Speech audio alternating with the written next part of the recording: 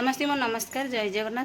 मु आशा करुँची आपण मैंने जगन्नाथ कृपार भल थे आपण मैंने सेमती भल पाया दे था आपण मैंने आग को कौन कहि आयुष देखो आसिक छिड़ा होगला आसिक मो पाखे देखो आयुष कौन कह कि आयुष को हस लगे कि कहूनी है आ बाबा भी आसिक पहुँची गले नमस्कार पहुँची गले आसिक देखु नमस्कार जन दे छिड़ा होगला आ कि कहले आ कि कहबनी आ कि कहबनी डालमा ना है तो काली वाला खाली लगे करना भल लगे आज गुरुवार और डालमा चलना कौन पूजा पड़ो सब साधा चलिए मास्टर को पूरा साधा और डाली करो ना पापड़ छान दो वो को कैसा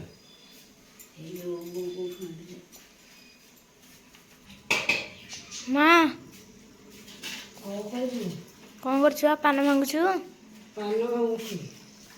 ओहो माँ तो ठेबे पान भांगुची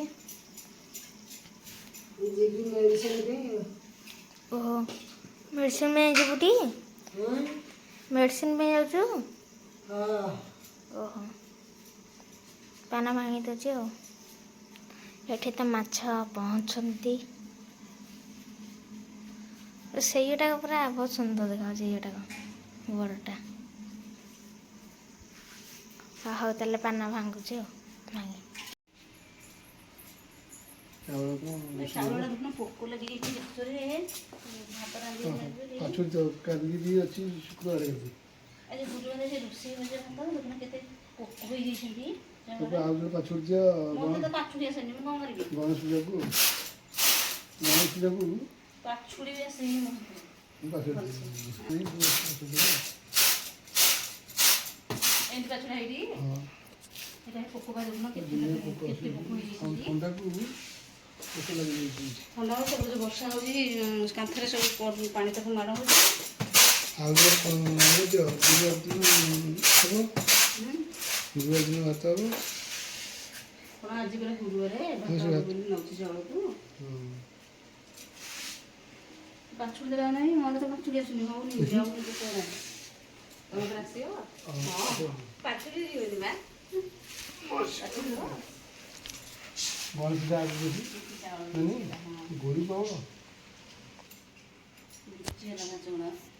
गणेश पूजा आगे अच्छी विद्यालय भात हो ये मास्टर को खाली पर्व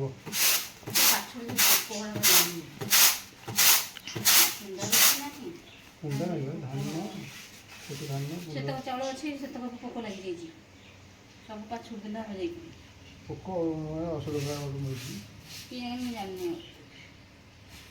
गोड़ी सेती हो पानी फुटला है चाउल पकड़ी तो आज रात की रख दबा पड़ नहीं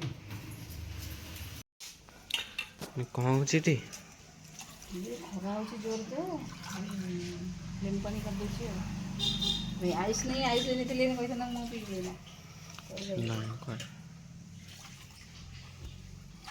या सुपर दियो तमे पीबो मो पई एक कांड में तमे के ना हो बोली मैं एकुडिया पकेची तो पिदो खरा ध्यान लगे तमे को जो मुवी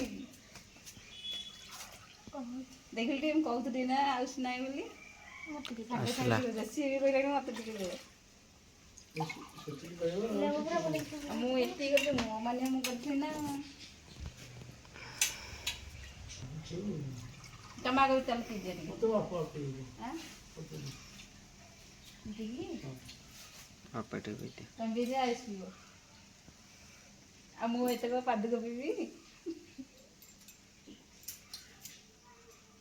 हाँ तो पीते मु आउट नट कर खरा खरा कौन कौन मंजीटा पीनी मंजीटा केते पीबनु मंजीटा देदे अछि छिड़ा कि पियंतिनी बसिक पियो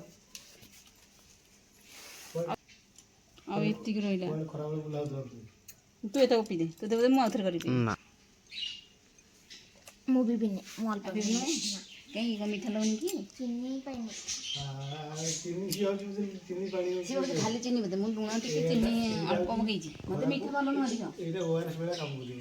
ଆଉ ମୋତେ ମିଠା ଅଧିକ ଭଲ ନୁହଁ ମୁଁ ଚିନି ପକେଇଛି ଲେମ୍ବୁ ଲୁଣ ଚିନି ଟିକେ ପଡ଼ିକି ଏଇଟା ORS ପାଣି ଭଳିଆ ଲାଗିବ। ମଞ୍ଜି ପକେଇଛି ମଞ୍ଜି।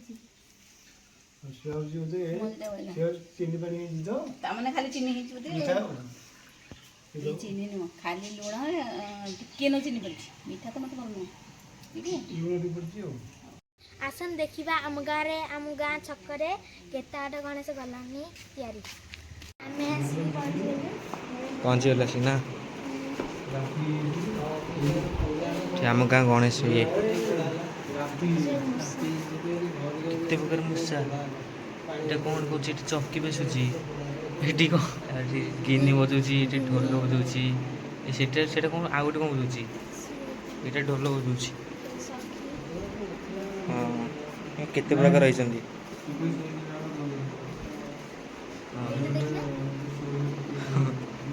ସେଇଟା କେତେ ପ୍ରକାର ଅଛନ୍ତି। ଏତିକି ମୂଷା ଏତେ ସବୁ ମୂଷା ହେଇଛନ୍ତି।